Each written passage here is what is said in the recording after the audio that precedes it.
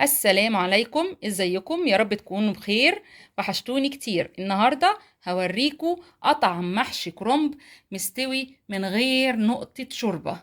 يلا بينا ندخل على الطريقة.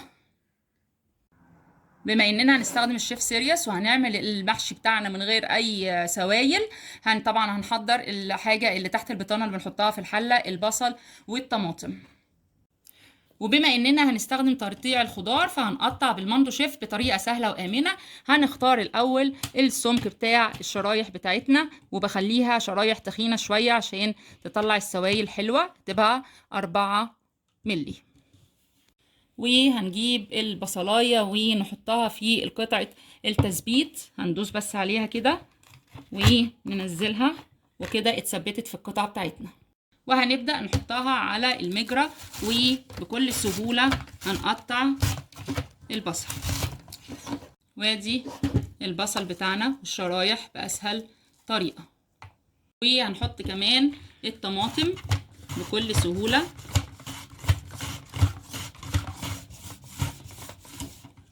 خلصت الطماطم بكل سهولة في الماندو شيف بطريقة آمنة. هنجيب حلة الشيف سيريس وهنحط عليها البصل والطماطم من تحت. هما دول اللي هيطلعوا العصارة والسوائل اللي احنا عايزينهم في الحلة. وطبعا بنرص المحشي فوق البصل والطماطم بتاعتنا. هنرص الحلة كلها. بعد ما رصينا الحله كلها، ولا هتحطي شوربه ولا هتحطي ماجي وميه ولا تحطي اي حاجه، هي كده بس مع البصل والطماطم اللي احنا حاطينه من تحت هيطلع كل السوائل بتاعته ويعمل دوره البخار. عشان كده احنا كمان سايبين حوالي سنتي ونص او 2 سنتي من فوق عشان دوره البخار تكتمل بالبخار بتاع الخضار وتسوي لنا محشي الكرنب من غير اي سوائل. هنحط عليها الغطا بتاعها وبس كده، وبعد كده هنحطها على البوتاجاز. وحطينا الحله على البوتاجاز، هنفتح النار عليها ونسيبها لغايه لما تغلي وتطلع لنا البخار من الفتحتين دول. وبقيه المحشي كمان حطيته في الحله الشيف سيريس اللتر، وبرده نفس الحكايه هنحط عليه الغطا وعلى النار لغايه لما نشوف البخار طالع منه.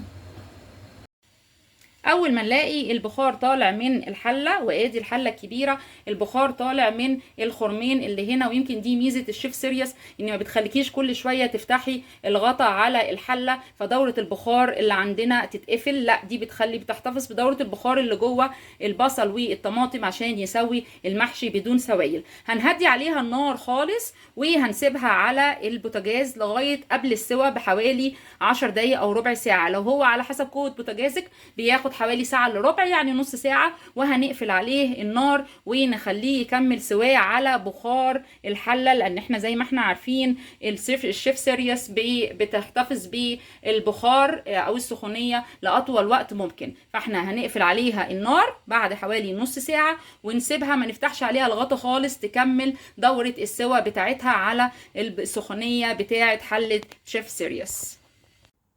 وادي المحشي بعد ما قفلنا عليه بعد نص ساعة وسبناه يكمل السوا بتاعه اهو. بصوا منظر المحشي يا جماعة، من غير نقطة شوربة من غير نقطة مية، شكله لوحده يفتح النفس. تعالوا بقى نشوف سوا المحشي عامل ازاي.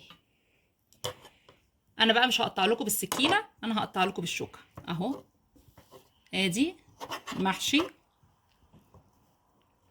بصوا المحشي، شايفين ما شاء الله، شايفين الرز بتاعه ما شاء الله الله اكبر مفلفل ازاي اهو، من غير نقطة شوربة واحدة. اطعم محشي في ستانلس تابروير. وطبعا المحشي ما ينفعش من غير الفراخ الجميلة اللي جنبه. ادي الفراخ عملتها في الالترا وجميلة طالعة زي الفل. جربوا المحشي ان شاء الله هيعجبكم، طعمه خطير جدا. جربوه. هستنى تعليقاتكم في الكومنتس. اشوفكم على خير قريب، والسلام عليكم.